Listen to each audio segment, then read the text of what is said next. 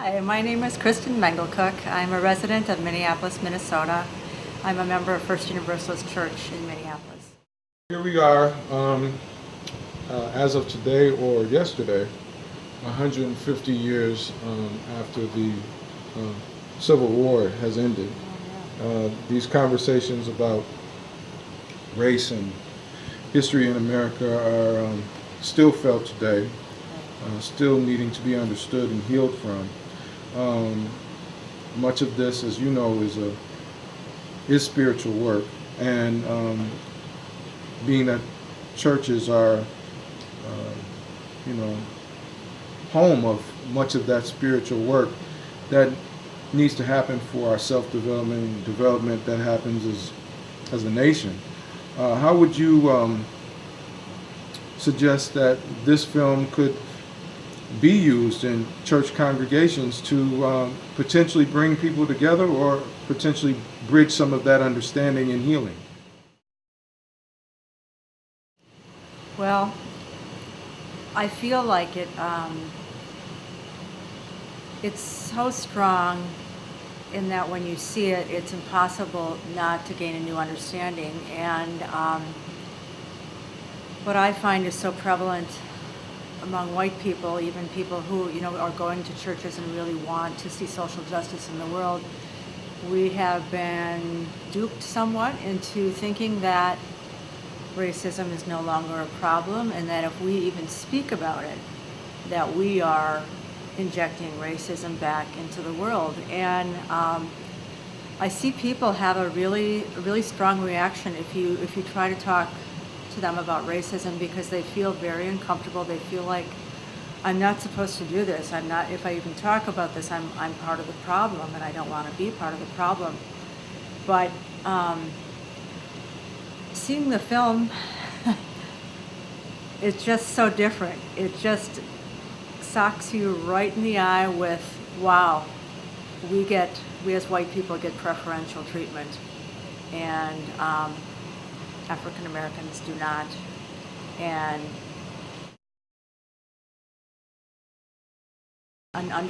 seeing that and fully understanding that is actually a very spiritual experience. And so I feel like this movie could be used as a real conversation starter.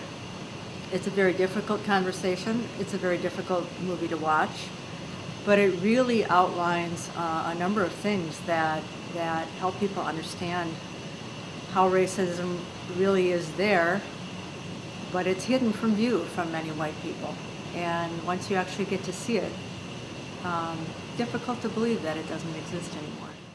We have undertaken a course of learning about what racism really is and what whiteness is and how racism really works, and how that's fairly invisible or been made invisible to white people in the United States. And we have worked with a consultant who has emphasized how important it is for us to really learn how racism works, and in its many guises, learn about the history of it, and really take time to integrate that learning before we try to reach out to the wider world. In other words, integrate the learning so that we don't end up being the white liberal who wants to go out and save the world. We want to be people who really understand and can be allies to people experiencing racial struggles.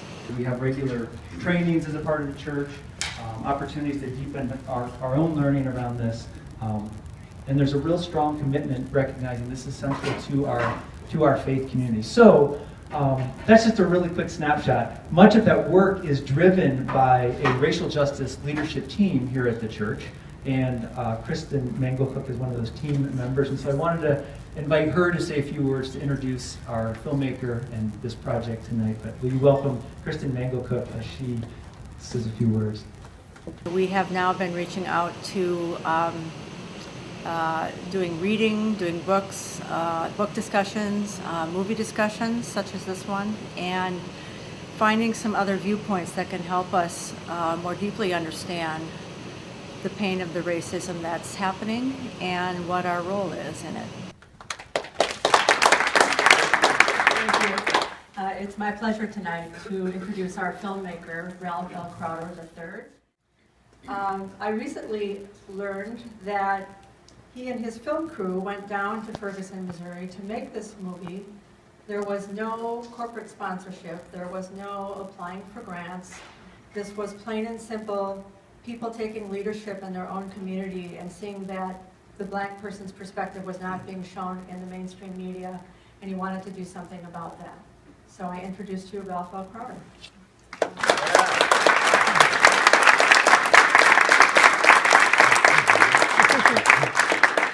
Thank you for having us here today.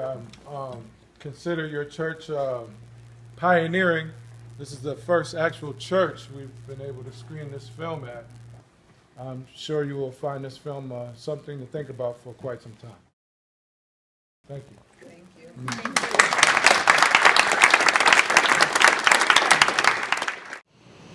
I found the film to be very moving and educational on a really gut level. I felt that I saw these images, the juxtapositions of how white people were treated by police, even when they had firearms or were in a threatening situation, versus African Americans, and it just really hit me in the gut. I just felt it and understood it in a way that I haven't through just hearing people's words talking about these situations. It was impossible not to understand then what was really going on. And I appreciated the fact that the people interviewed had various viewpoints.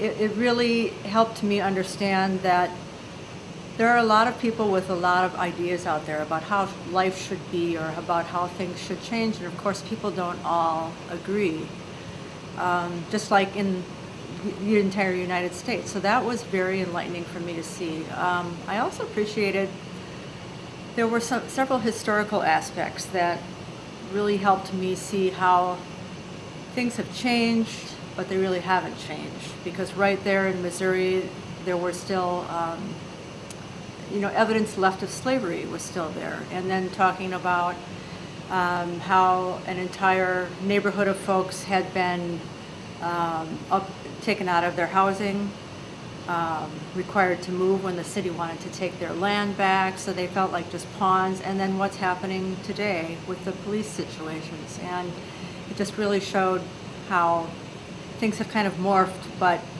the oppression is still there and very real.